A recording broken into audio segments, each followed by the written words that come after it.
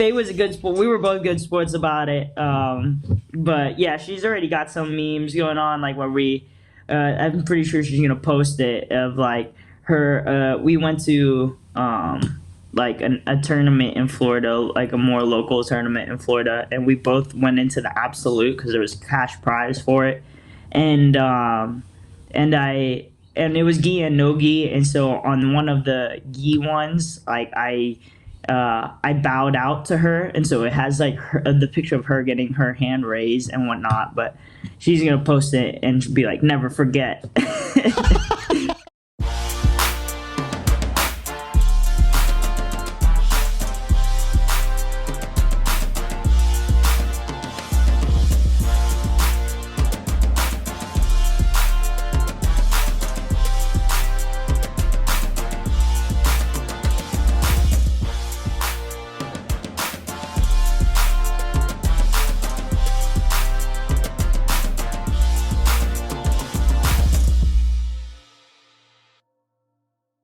What is up, ladies and gents? It is your friendly neighborhood BJJ podcast for Rap Sparsa, coming to you with another great installment of the Grappling Hour. As we do our ADCC series, we have another guest that won. We'll get back to her in a second. But before we go there, I want to tell you guys, if you like this show, and I hope that you do, I hope that you go on over to HY.PAGE /Grappling Hour, become a member, see these interviews 30 days before anybody else, because this just happened. Literally, it's not even been a week since ADCC, and you can see this interview right now if you're a member. Otherwise, you got to wait like the rest of those clowns. Nobody likes to wait. So go over to HY.PAGE /Grappling Hour, $5 a month. And if you want to pay a few extra dollars, you can become a premium member where you see technique breakdowns with the athletes themselves, tape studies. You can also see people roast my competition footage, which is not as good as somebody on this call. We'll get to her in a second. And you can also check out extra bonus content that is only available at that site. Additionally, if you want to support the show, like, share, and subscribe on this episode. I will give you a topic by the very end of this episode to talk about in the comments. So I'm not going to tell it to you now. You got to show up all the way at the end to find out what that is. Or you can just say, I really love this show, or I really think that Alex Enriquez is a beast, because that is our guest today. And let me tell you a little bit about her.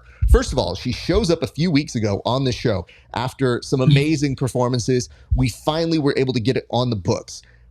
And lo and behold, about a month and a half later, she wins, and we basically have to do the dance all over again.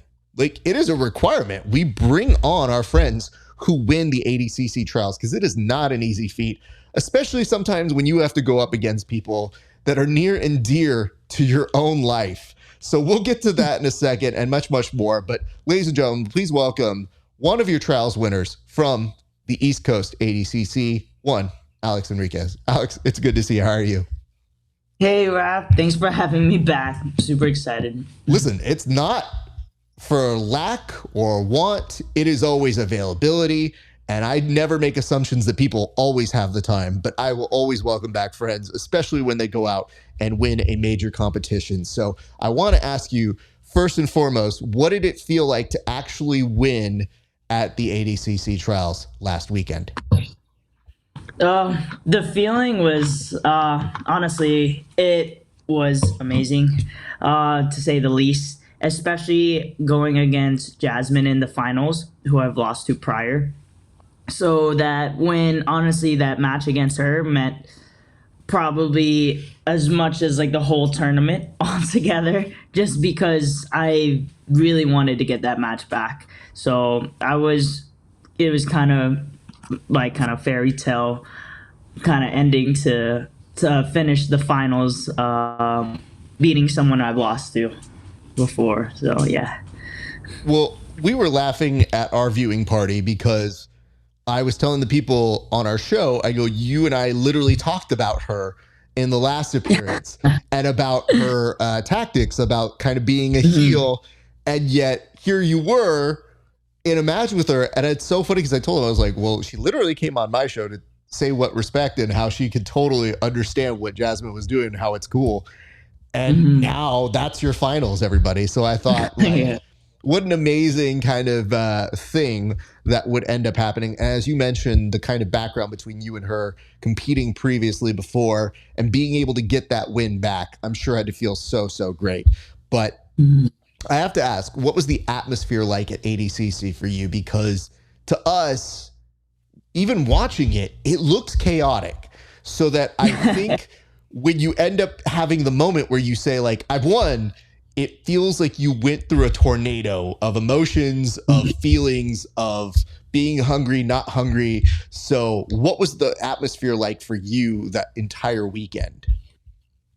Man, so I mean, it was, you could feel the tension in the air from all the competitors, and it was like, just like you said, chaotic. So, and I feel like and the amount of people, just the volume of people makes it that much crazier. You could be sitting on the side, but and trying to, get ready for your next match and whatnot, and next thing you know, a pair of grapplers are running into you. So it's like, okay, you can't really relax. So I got to make sure you're behind like 2 layers of barriers. I was like, they probably won't get through to me here. but but yeah, it was awesome. I love these big tournaments. I honestly enjoy tournaments a lot of times more than super fights because of the challenge it provides. Where ADCC is a 2-day tournament. You're already, after the first day, you're already sore, tired, and you wake up the next day, you have just as much, if not more, matches. And so it's a mental challenge as much as it is physically fatiguing. It's a mental challenge as well. So I really like to I love those tournaments because I feel like it gets to showcase my experience. Having done lots of tournaments like that growing up through wrestling and other jiu-jitsu tournaments where it's just all day, all weekend kind of stuff. I guess I have to ask, what is the biggest difference between how we do our trials or how wrestling tends to do their bigger tournaments or their trial process? Because to me, I feel that there's some similarities, but I feel like the grappling side is still very much more in its infancy comparatively. Oh yeah, I mean, it always depends. All wrestling terms are all kind of different too, in terms of their weigh-in process and whatnot. But I feel like maybe just how they do their weigh-ins might be different depending on tournament to tournament. I mean, I've been to some wrestling tournaments where you have to, weigh in twice the first day and then make weight again the second day, which is brutal. And that's what they do at ADCC World. So it's similar in that sense. But I feel like it also similar in, like, if you have a long day of matches and it's spread out, you basically you warm up, you go compete, you get all this like adrenaline out of you, and then you have to cool down and then take a nap, and then you have to warm back up again, and it's so much on the body. Okay, speaking of on the body, you mentioned having layers of support. It sounded like you came up with a strategy for the ring out moments. And here's the thing. I'm pretty sure you do what any person under any -77 category does, which is, if one of these people falls on me, this is not good. So for your perspective, I have to ask, what are your thoughts on those ring out processes? Are you okay with them? Do you like them? Do you not like them? What are your general feelings after a weekend of competition? Oh, I love it. And also there was carpet, so it wasn't as bad this time around. I did the Arizona Open and it was straight concrete, and I almost like hit my head, and I was so glad. The referees are so on top of it. Even if you're going out of bounds, like, I know they don't put their hands on you, but the ref was like basically about ready to cut my head in case like my head was about to hit the concrete at Arizona Open. So I was really thankful for that. But no, I love that the action continues.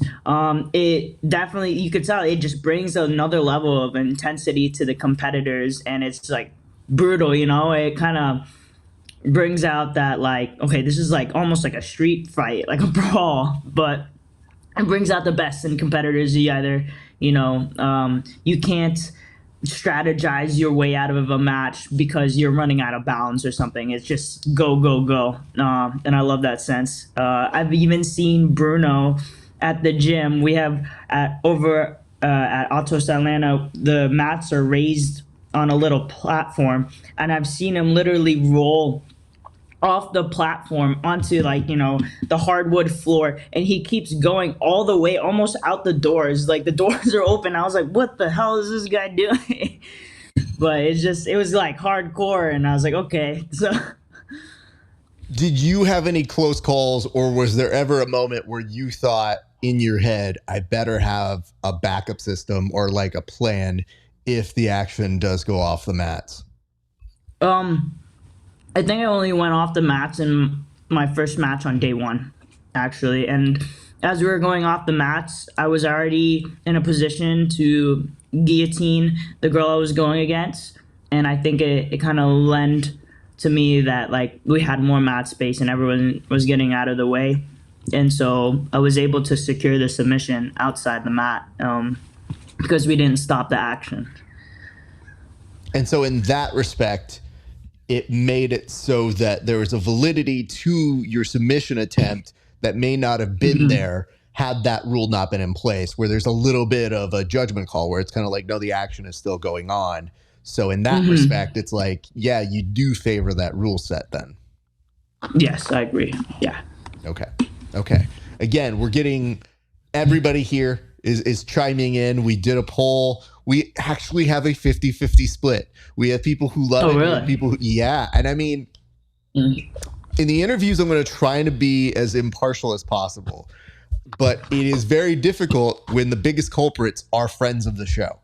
So it's like, oh, it's Cody? Yikes. Okay. Oh, it's Bobby? Oh, shit. Okay. And I think there was one particular moment where it was Bobby, who is one of the nicest human beings in the world. And Bobby Winther is going off the mats with, of all people, AJ Agazarm.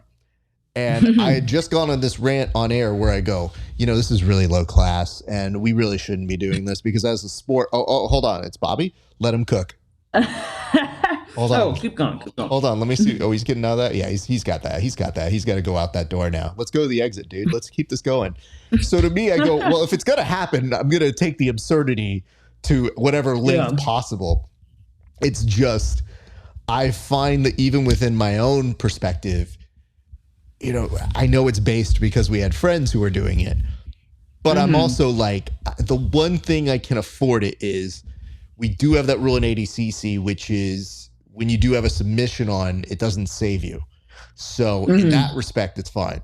There's these other areas where it looked like, oh no, the ring out was the plan. Like that 100% was the plan for some of those people. So I like that you enjoy the rule, but you also understand the very realistic aspect of a splash zone and saying like, no, I need to find shelter, high ground at all times. Or it sounded like you also put people in front of you where you were like, hey, good to see you. Oh, I'm just going to hang right here. You stay right there. Exactly. I hid behind the Place of Peace booth, actually. I was like, there's like the crowd, there's a booth, and then I got like all the way against like the exit doors. Well, I would say this. It's the most appropriately named booth for any kind of violence that goes off the mats. Like, what saved you? A place for peace. I mean, I'm just saying. Hey, this is the Place of Peace. Calm down. We don't do that here. Yeah, we don't do that here. Yeah. And over there. I laughed really hard because on air, we actually had Ollie Taza went off the mats. I want to say for his maybe semifinal or something like that. But he went off the mats, and one of our correspondents was just checking in with us. And he was literally far from the mats because we don't want to film anything. We don't want to do that illegal thing. But unfortunately, when Flow just keeps their camera static, they don't follow the action. So there's action that just kind of goes off air. And my correspondent happens to see Ollie Taza like right on the floor right next to him. And he goes, I don't think I can film this. And I was like, we can't see it on air. Just show it to us anyway. It's different. It's a different middle ground. You can show it right now. And he's just showing it to us. and I see like the BioPro Plus booth is right next to them, and I thought, like, how does any of these vendors feel about this? Because I'm pretty sure they're like, oh, that's kind of dope. The action's coming to us. Nice little pan to our little booth. And then 2 seconds later, you're like, wait, no, don't. Everybody brace the table. Don't let them come here. Yeah. I think that's the weird part that we haven't quite figured out yet, but more to come on that. What I'd like to do, Alex, is I'd like to go match by match. But before then, you did mention a little bit of chaos. When did you end up opting to weigh in? Did you go the day before or did you go the day of? Oh yeah, day before, for sure. It was. I mean, I feel like I'm already one of the bigger girls at 55 kg, because I'm tall. I'm like 5'6" on a good day, but yeah, 5'5.5", 5'6" on a good day. But whatchamacallit, it was crazy. Of course, like flying into Atlantic City is so like it's a nightmare. It's so hard to get there. I knew.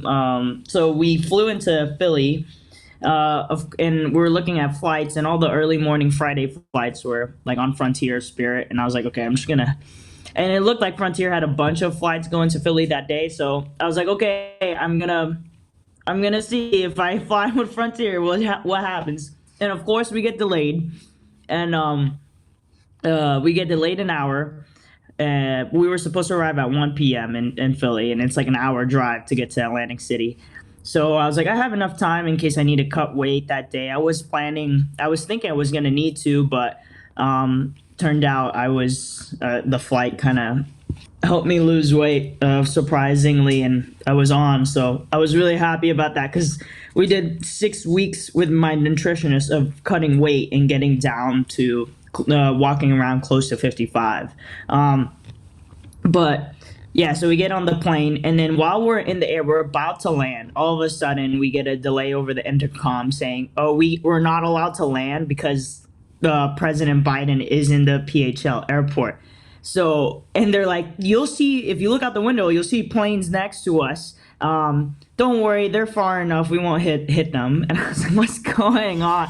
And it was like an hour delay in the sky, and they were about to say like, if we can't land in the next 30 minutes, we're going to have to go to Baltimore and refuel there. And I was like, dude, we're never going to make it. I was trying to say, I was like, okay, don't stress. Because if you stress, it makes it hard to cut weight. Like, you can't stress.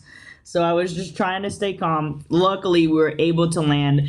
We got to in PHL, and we landed at like 3, almost 4 p.m., got the rental car, and then drove to Atlantic City and was able to check my weight.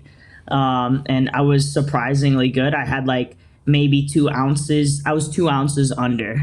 And so I was like, oh man, okay, this works. I thought I was going to have to work out when I got there, but it works. And I was like, anything as long as I could weigh in tonight. Like I was just making sure I could weigh in tonight so I could recover, hydrate, all that. So we got it done, thankfully.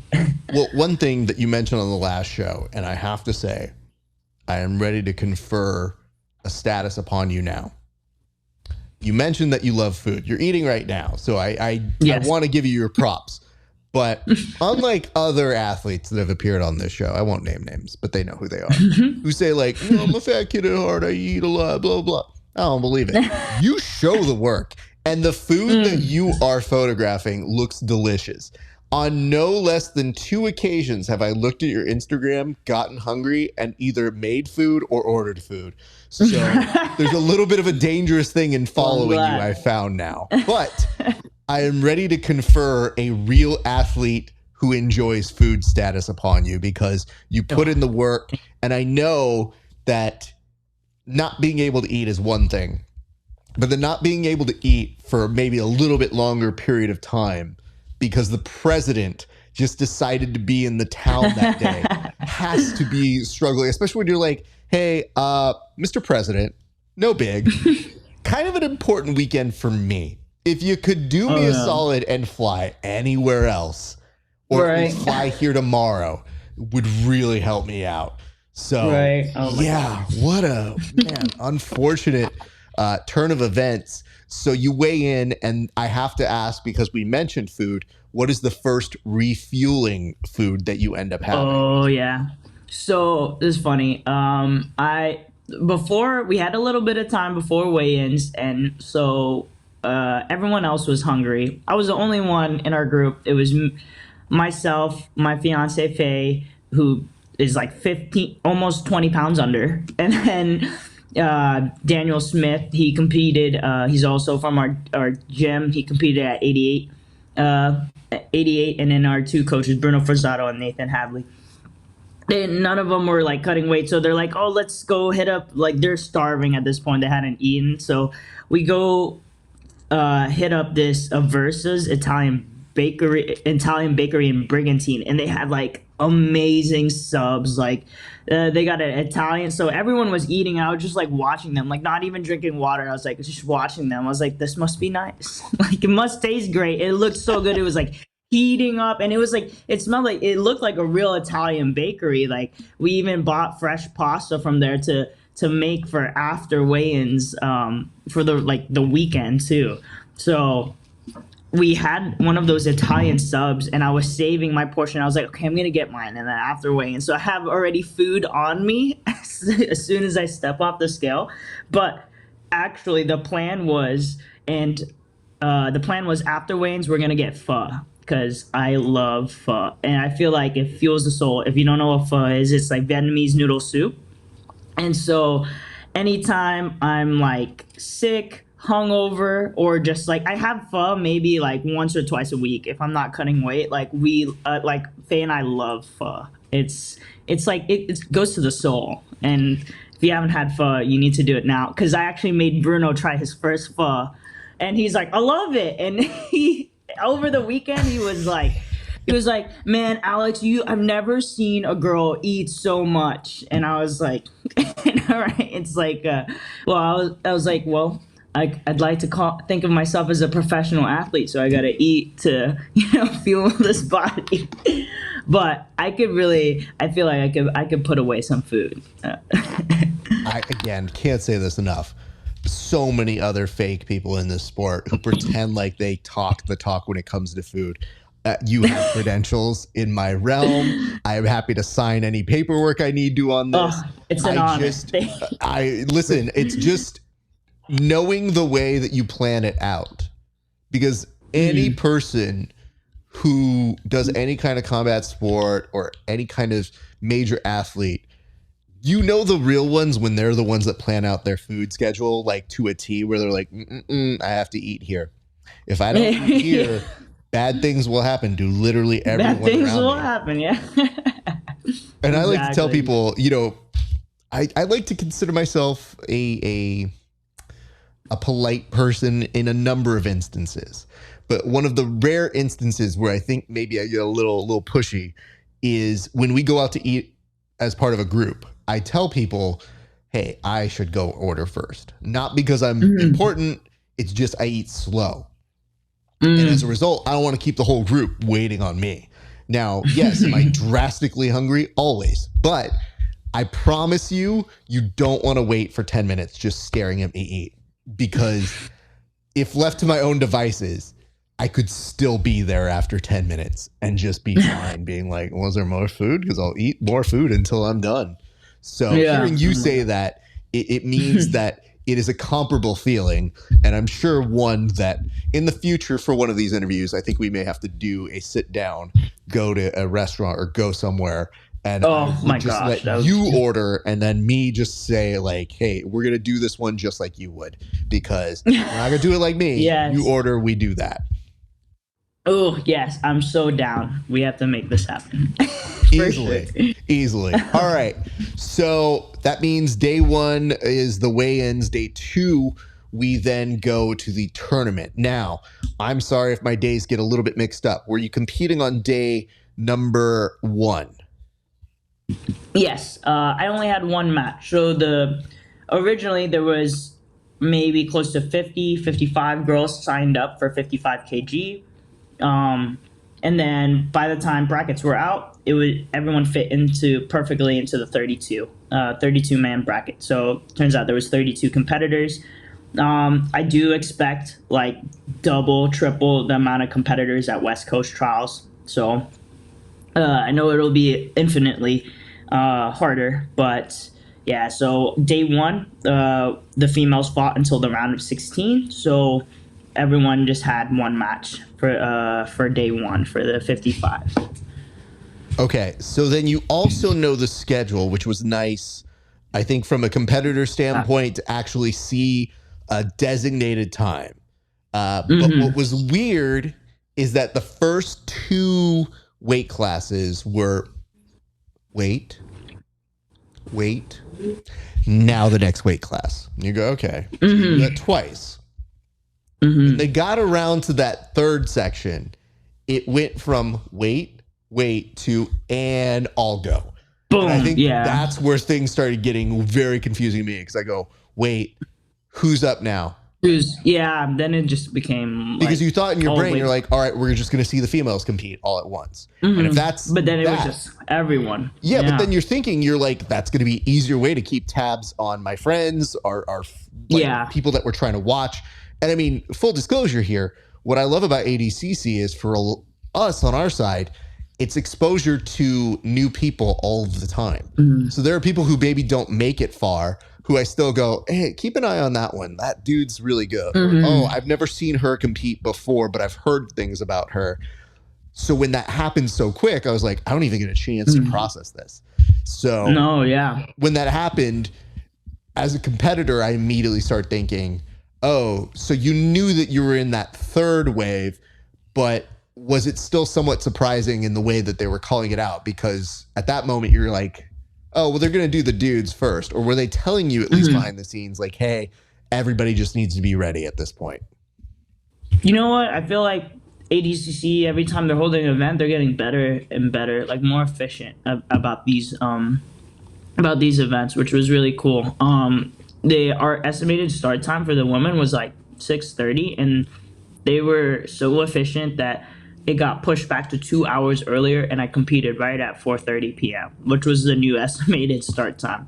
So that was crazy, but it was nice because you have more time that you actually can eat dinner at a decent time, and they finished the whole day one a little bit earlier, so everyone could get a good night's sleep and really get ready for all the big action on day two. Let's get into it. Let's actually go over your first competition. I know we kind of previewed it a little bit earlier there, but I'd love for you to give the details behind that first match that you had. Oh yeah, so I believe her name was Wenyang Wong. I forget what school she's from. She was a taller girl, very lanky but skinny. I actually pulled guard. I just sat guard with no grips, and then was working a lot of wrestle ups from bottom. We were doing that a lot during camp. I was able to get a 2-on-1 control on her right arm. I kind of dragged it by a little bit and wrestled up into a double. And then she was kind of defending the double, trying to jack me up, to pull me up, and I was able to use that to get to rear body lock. And I feel like during our camp was a lot of that actually. We're watching a lot of the WNO Night of Champions and just watching people's wrestle ups and getting to rear body lock. So I was really glad I was able to kind of do that during the match, and then I was able to hit a really nice mat return, and kind of brought her down. And honestly, I felt like as soon as I put my hands on her, and I know everybody was feeling a little bit, there's still a lot of range in 55 kg. You have like bigger girls cutting down, and you have more naturally small girls. But I definitely felt like a lot stronger at 55 kg compared to a lot of my competitors throughout the whole bracket. Just I think because I was cutting down from like maybe 130 pounds, 132 pounds. But yeah, I was able to mat return her. I tried to take her back. And I was kind of trying to flow. I was trying to get my body used to this, settling into the tournament and the feels of the tournament. So I I was trying to be more relaxed. I know usually with ADCC I get really hyped up and I could feel the tension in my body. So I was trying to going into day one. I only have one match, so try to stay relaxed, stay away from getting injured, and take my time with the match to settle into the groove of ADCC. And so I slipped off the back, kind of got to a front headlock. She ended up pulling guard or so. And then as I was throwing by the legs to pass the guard, she tried to wrestle up. And that's when we were going near out of bounds. When she was wrestling up, I caught the head again and was able to reverse her. Like, I felt like when I caught the head, I was already in a high-risk guillotine situation. And I was able to reverse her into mount when we were on the carpet already, and was able to finish with like a one-arm guillotine mounted for my first match.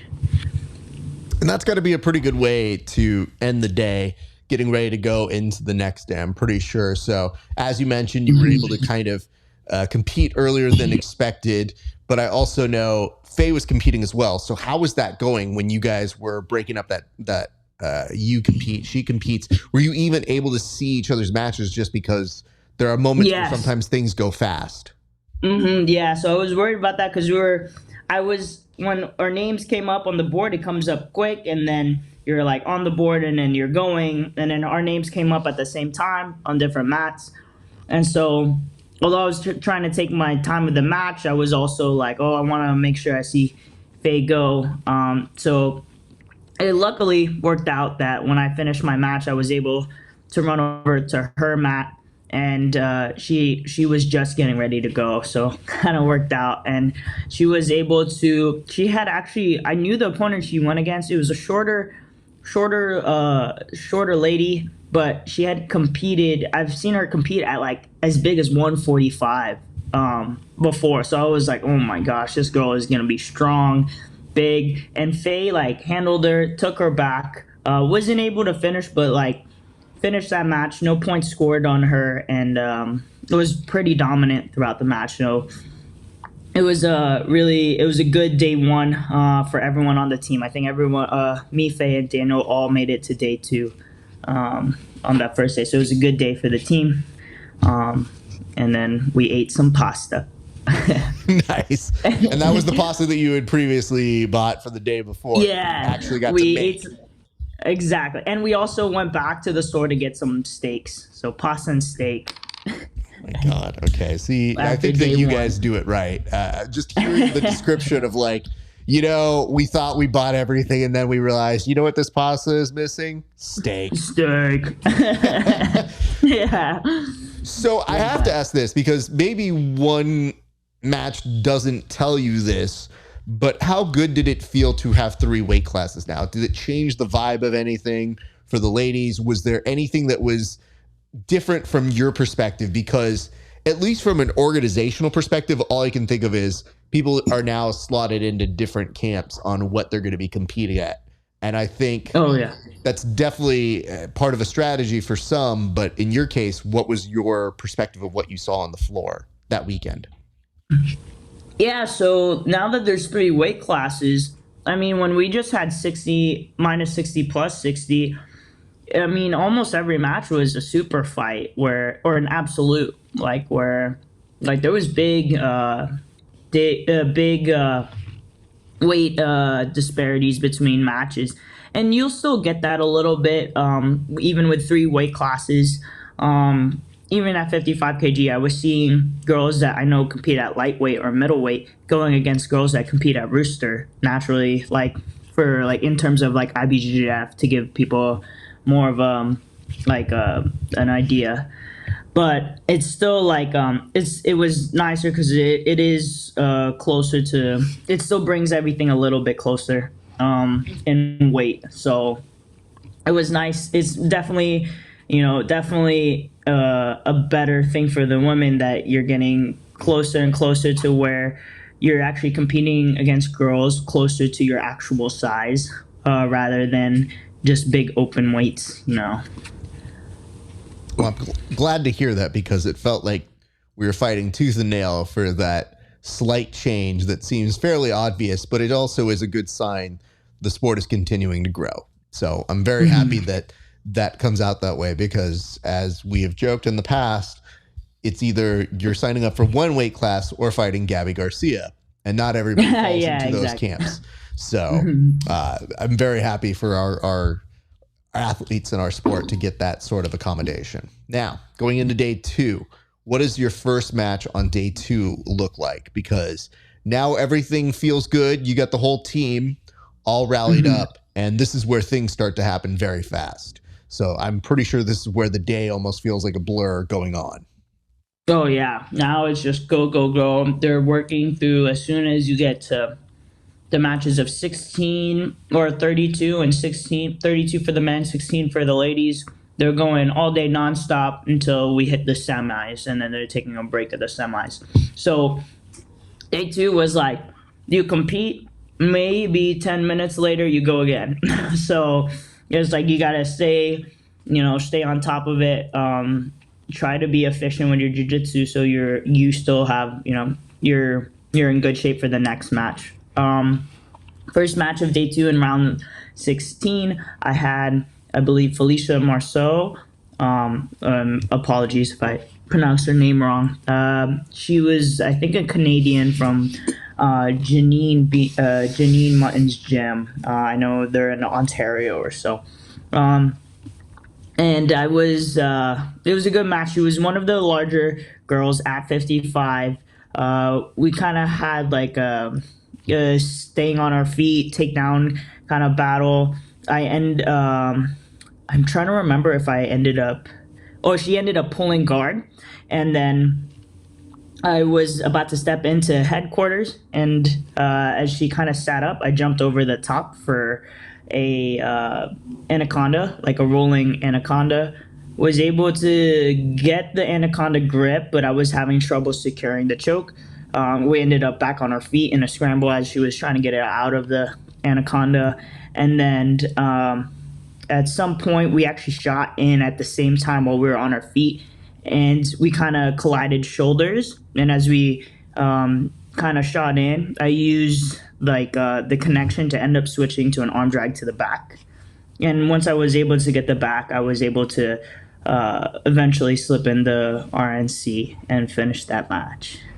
I wanted to talk about that because that particular attack, that particular series, was one of the best kind of accidents I've seen, because it's not that the technique finish was an accident. It's the entry that both of you kind of, when your shoulders connected like that, I just go, well, I don't think that was necessarily part of the design, but that was one of the smoothest transitions that I've seen from what I would do if I made that mistake. And I thought it was just such a good recognition of position, because you were able to almost feel like once you had that connection, like, all right, if I'm connected here, that means she's restricted from movement here, which gives me a pathway of going the way that you ended up going. I definitely feel like from my wrestling pedigree, and it took me until the latter years of my wrestling career where I was in college that I felt more comfortable chain wrestling and continuing the action once we're connected. So I feel a lot better. I'm not like the fastest wrestler, so I can shoot from space, but I do feel better when I have connection to my partner. I like wrestling from ties, so it was definitely like it was not on purpose for us to collide, but I was glad I was able to keep the momentum going, keep the action going, and take advantage of that connection. Yeah, I want to make sure we know the difference between saying a mistake and accidental. Because in my brain, I was like, no, that's an accident that just turned out great. Where it was like, you were intending to do something, but the collision wasn't necessarily maybe part of the plan, or if it was, something that happened as a result of trying to create that initiated action. It's one that I said, oh yeah, no, she's going to finish this. Oh, dope. So it goes into that great sequence. And I thought, all right, we're at that part of our day as well. So I know we mentioned this for day 1, but for day 2 between you and Faye, because of how fast those 10-minute turnarounds are happening, are you still able to kind of keep tabs on each other when this is happening? Oh yeah, literally day 2 was like I compete, and then 2 seconds later I'm running over her to her mat, and I'm glad like we had both our coaches Bruno and Daniel there, so everybody was like all our athletes were able to have a coach at all times. But yeah, it worked out great. I would compete, and then moments later she would compete, like literally like 30 seconds to a minute later she would compete. She did great against her next match. Was a tough chick that was I think closer to her size, so it was a good match, and they went all the way to OT. I think Faye was winning the match too in regulation, but it went to OT. They got into a really nice upper body tie where Faye had double unders. The girl had overhooks, and the girl tried to go like inside trip, and then Faye immediately, as soon as the girl tried to trip Faye stepped in for like a Tayatoshi and just like launched her. And Faye's like Faye, everyone thinks like Faye's been wrestling for a long time. She only actually wrestled like 2 years in college. That was it. She's never wrestled in high school or anything like that. I just brought her onto the team as a walk-on because we needed a one-on-one pounder, and she just kind of picked it up really fast. So it was really cool. She launched that girl, and like they landed so hard, like where Faye was just in like a body lock, chest to chest body lock, and just like kind of fell into the floor. I was like, oh, I know that hurt. Like the girl probably got the wind knocked out of her on that throw. It was like intense. Everyone was like, ooh, like it definitely would have hurt. But she won that match, and then as soon as she finished that, I was up, and I was up on the other side of the room, and I had, I believe, Natasha Drugan. I had Natasha Drugan at I don't know what gym, but she was a lanky girl too. She was a lot stronger than I felt. Probably one of the stronger opponents that went on the bracket. I was able to get the takedown double leg on her, getting to take advantage of chest to chest half guard. We've been working a lot of half guard knee shield, and it was awesome actually. After day 1, Bruno, we were in like the Airbnb living room, like doing jiu-jitsu on the carpet floor, and Bruno was going over some strategies and techniques of half guard knee shield, and I was able to actually implement it in that match with like the certain grips we were playing around with, and so I was able to utilize it to get rid of the knee shield, get chest to chest, eventually pass. She had good regard, and I was having trouble. I was trying to expose the back with like a gift wrap, but she was kind of being aware of like not trying to get her guard past. I was just like stuck in quarter guard for for quite some time. Eventually, I was able to pass and then transition to her back, and with short time left, she was starting to stand up. So I had like a rear naked on her standing up, and like on her face, and I was working to finish, but ran out of time. She was definitely like a tough, like stubborn opponent. Like gritting out that RNC, because I was trying to squeeze the crap out of her face for sure. Oh no! I saw, and I definitely. You know what's so funny is whenever you get those moments with your friends that you know on the show, that you go, okay, so her opponent's gonna survive, but she's definitely gonna have some marks and feel part of that in the morning, because I saw the amount that you were putting into it, and I just thought, yeah, she's going to end up writing out the time, but man, that did not look fun to be in as a parting gift.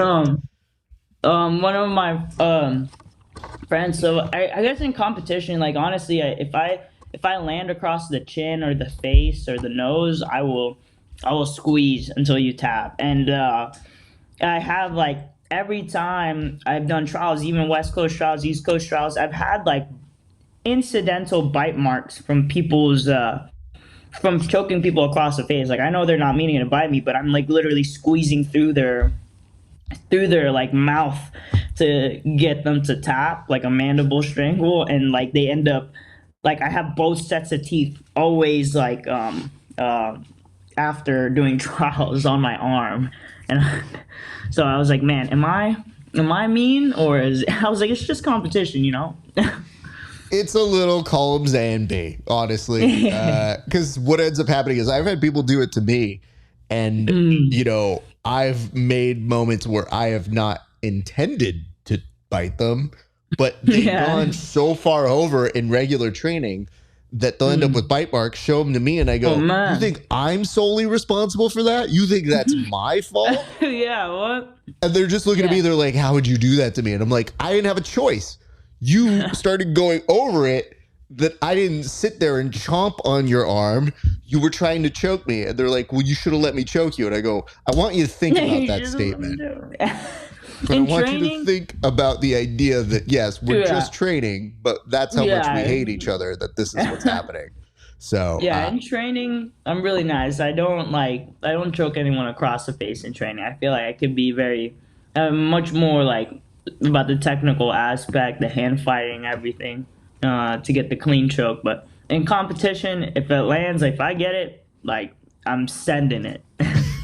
Well, Alex, I also feel that people like you a little bit better than they like me. So I think what ends up happening is, and I think this is kind of a commonality of when I've rolled with people, is some people who aren't able to tap me get frustrated by that. And as a result, they end up putting more muscle and craziness into it. When in actuality, I'm like, I'm just an old host. I'm not your age or competing against you, so I will always remind them. Go this hard. I mean, the unfortunate part doesn't have to be like this. I just tell people, I'm like, this is both of our faults, and I take no responsibility. So it's your fault as far as I'm concerned. Blame me if you want, but never ever tell me like you should just tap to this. You're fucking out of your mind. I know exactly what I am capable of doing. I'll tap when I die. That's 100% my mentality. And I mean, the dumb part is I always tell people, I'm like, give me a reason to tap and I'll tap. That's it. That's all. Yeah, exactly. That's really what it is. Okay. Well, this is, of course, the hardest one. Because this is what I saw on one social media post as, I guess, regulated domestic violence. I've Daniel. read other people as saying this was heartbreaking. I've heard other people say what savages that you both are. And yet we can't disprove this yet, but we'll go ahead and make it a record. We'll say it's the first time on record partners have had to face each other at an ADCC situation. And in this particular thing, it was in the semifinals. Yeah.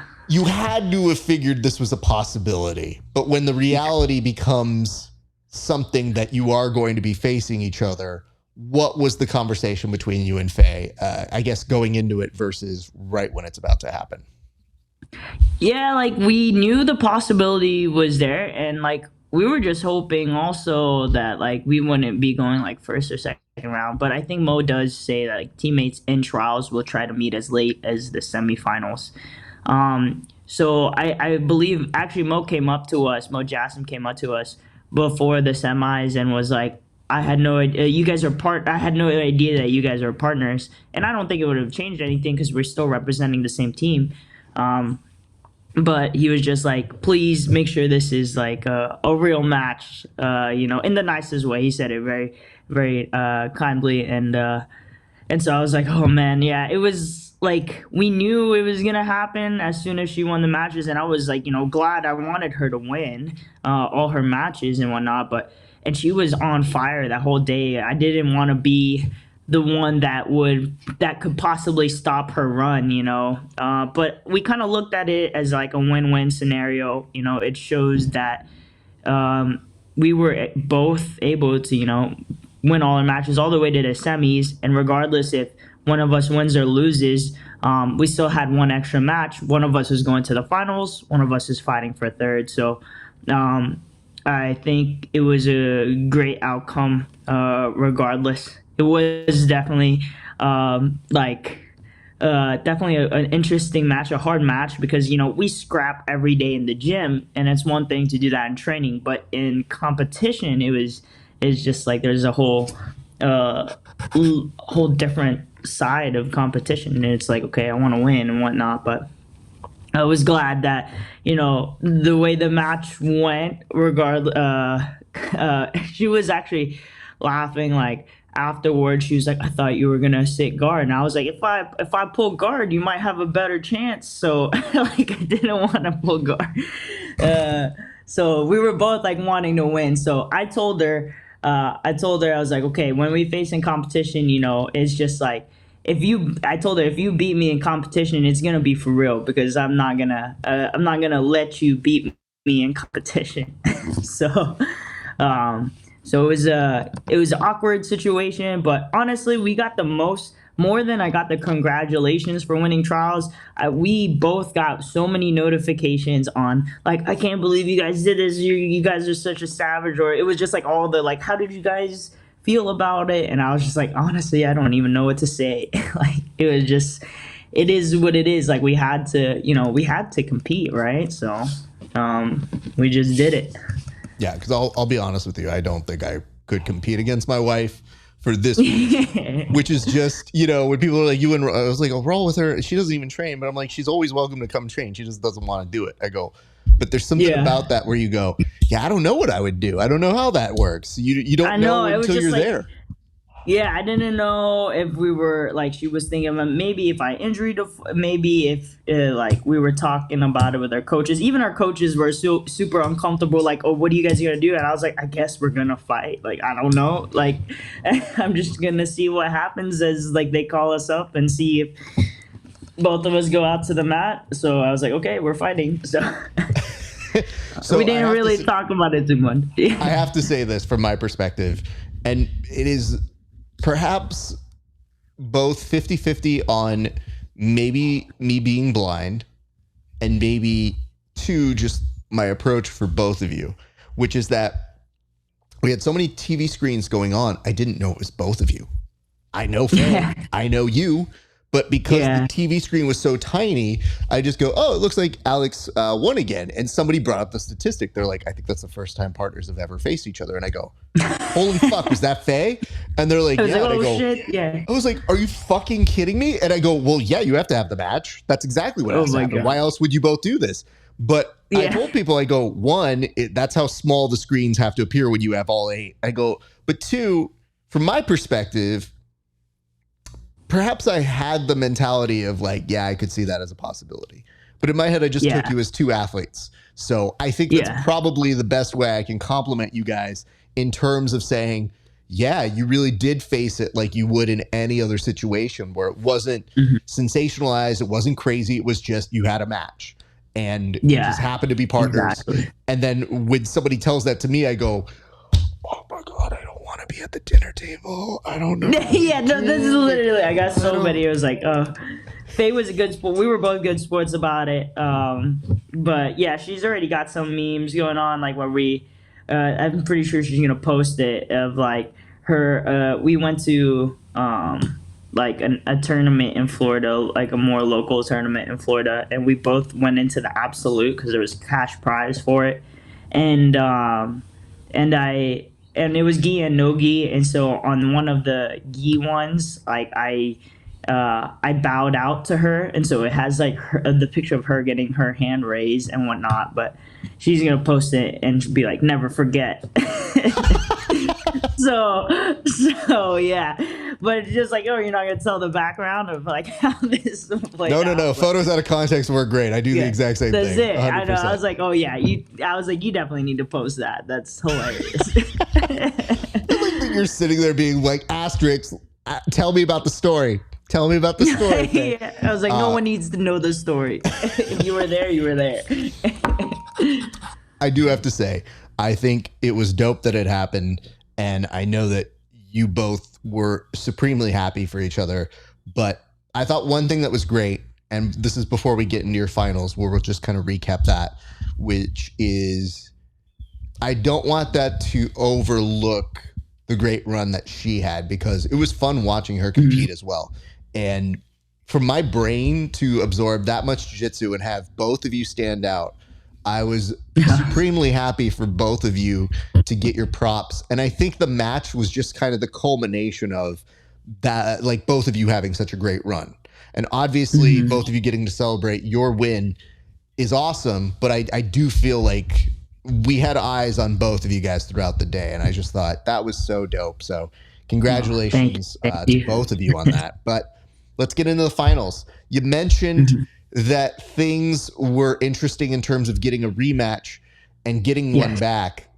I do have to ask, though, does it seem like the amount of times that we spent laughing at knee cut pass has only come back to kind of haunt Jasmine in this way? Because we were watching it and we thought to ourselves, we're like, is she really going to pass? She's about to pass it with a knee cut pass. And we're not trying to make the meme happen anymore, but we did see that. And I just thought to myself, I was like, well, it's proving very useful at this time for Alex. So that's good. Yeah.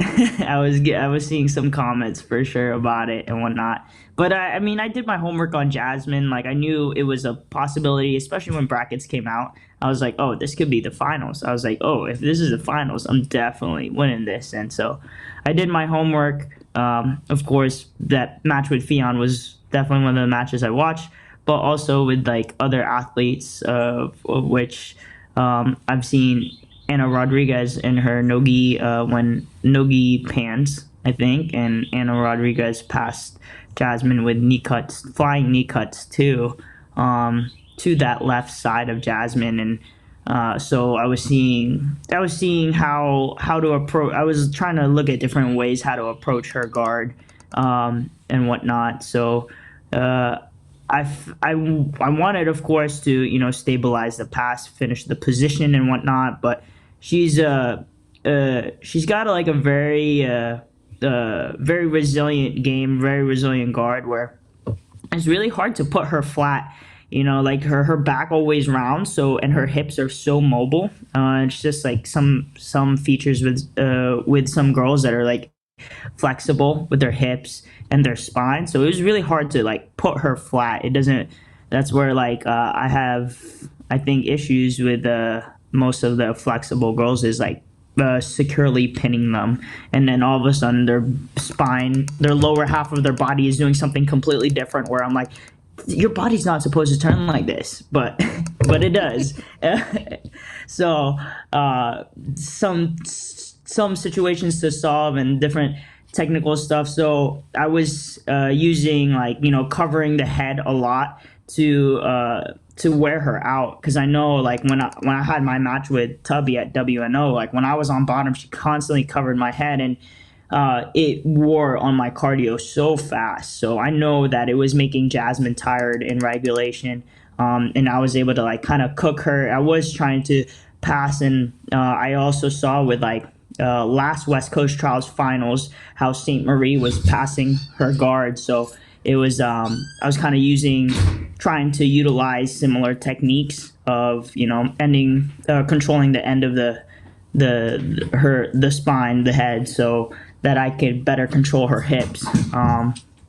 But yeah, I was actually I was worried in that match, because at West Coast Trials, when I lost to Jasmine in the quarters, we had a similar situation, but I felt like in West Coast Trials I was able to get more offense going there. Like I actually initiated takedowns, finished takedowns, but she turtled, so no points. And I was able to get to closer positions where at one point I was like mounted, but I actually ended up losing that match via ref's decision at West Coast Trials. So when it was happening at the finals here, I was like praying to God. I was like, oh, I hope I did enough offense and whatnot. I hope it's not the same. Like the ref's decision, when it got to the end of the match, I was like, did I do enough? Because it kind of gave me PTSD from West Coast Trials. I know I'm if she doesn't, I think she'll probably do Brazil Trials, and if she doesn't win that, I expect to see her at West Coast Trials, and I would love to put a stamp on that matchup, to be able to have a more solidified win over her and not just a ref's decision. But I know we'll be facing each other. We're both really young, so I know we'll be facing each other a lot for the future to come. Well, we've come to the part where I like to usually ask the athlete to tell us what a win at ADCC would mean. But because bullshit being bullshit, we don't have you winning and going. You got to go do it all over again. I will ask the question, but I do like to preface that with let's not pat ourselves on the back until we get the job done. And the women who win at East Coast Trials don't just get a free vacation, aka another chance at doing it over on the West Coast Trials, just for a better seat position. Anyway, I guess what I want to ask now is, assuming all things go great and you win over at the trials, what is it going to feel like for you if you were to win at ADCC? What would a win at ADCC mean for you in the future? At the actual the actual worlds. Yeah, so that's like, I think my goal in jiu-jitsu, my goals in jiu-jitsu are literally ADCC world champ and IBJJF gi world champ. All the other accolades,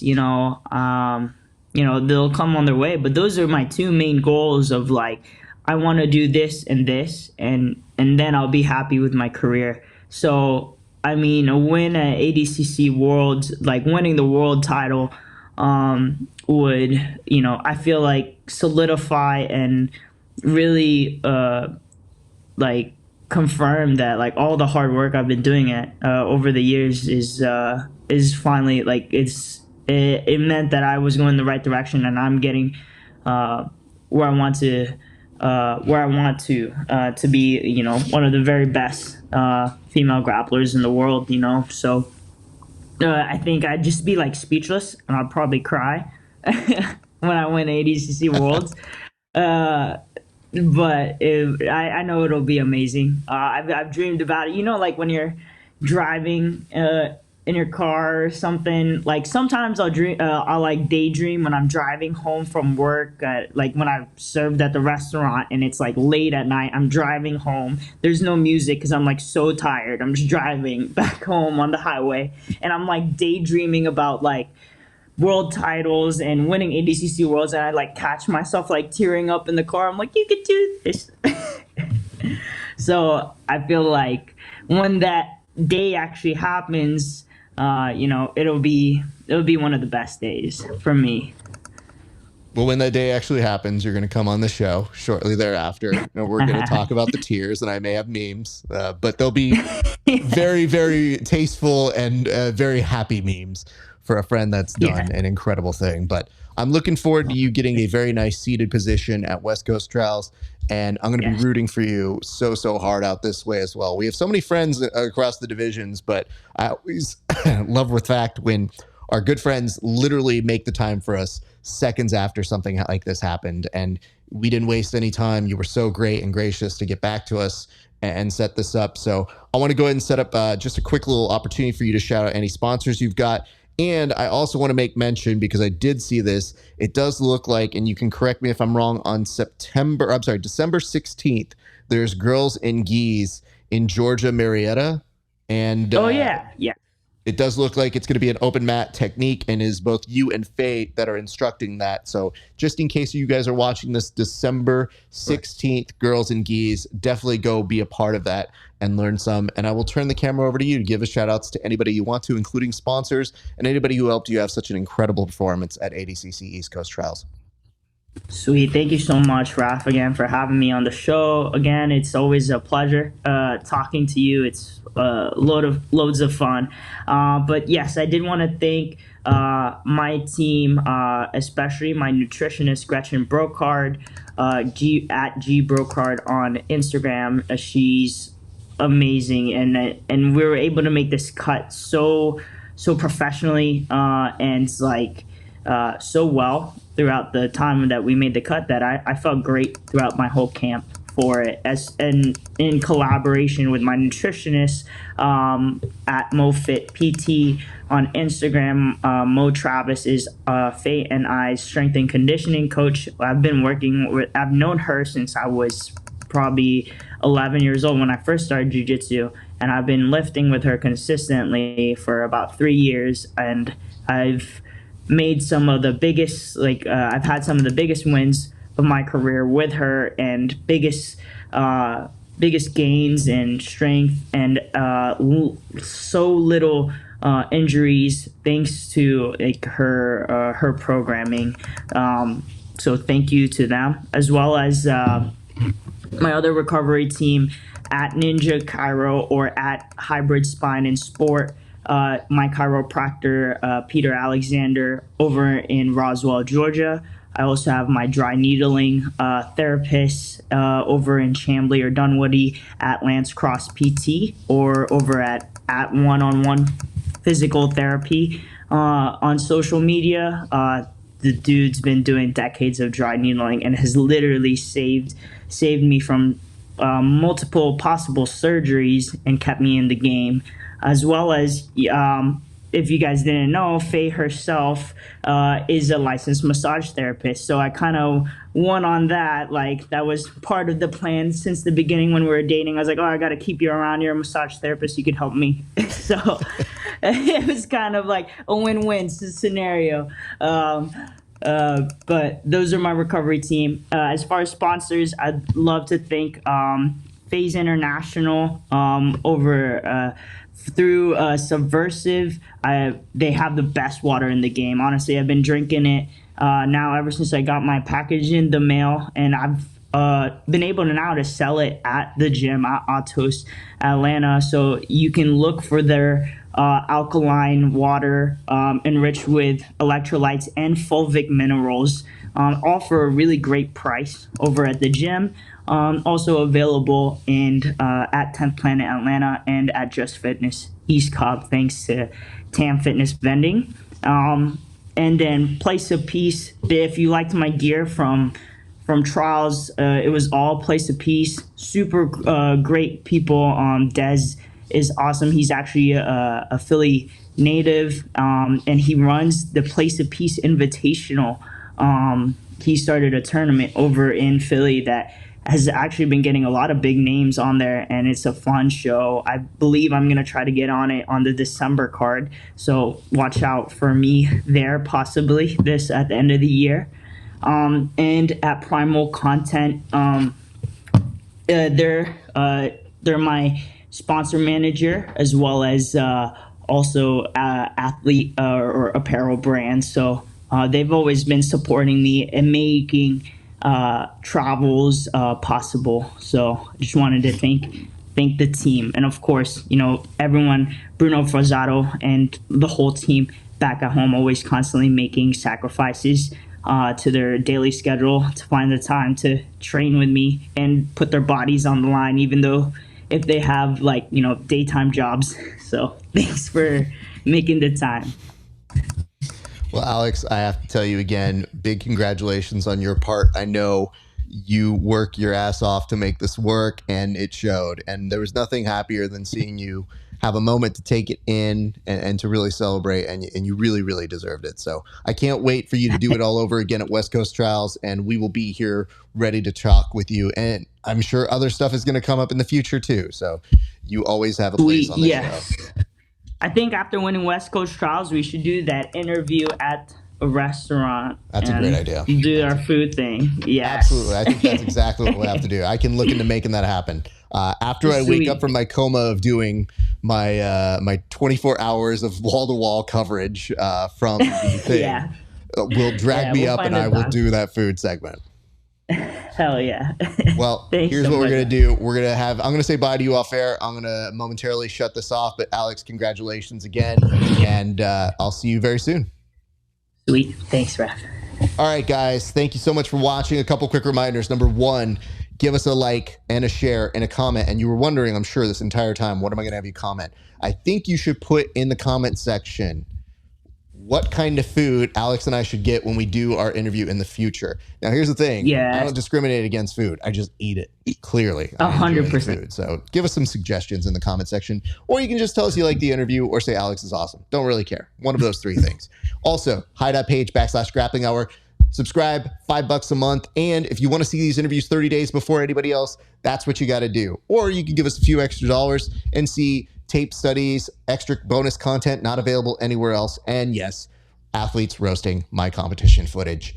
And last thing, join us on our Discord. It is at Grappling Hour. You can also hit me up. You can extend the conversations that we have on this show. And you know what? That's going to do it for us here at the Grappling Hour. It has been a great day for grappling. We'll see you back on the mats.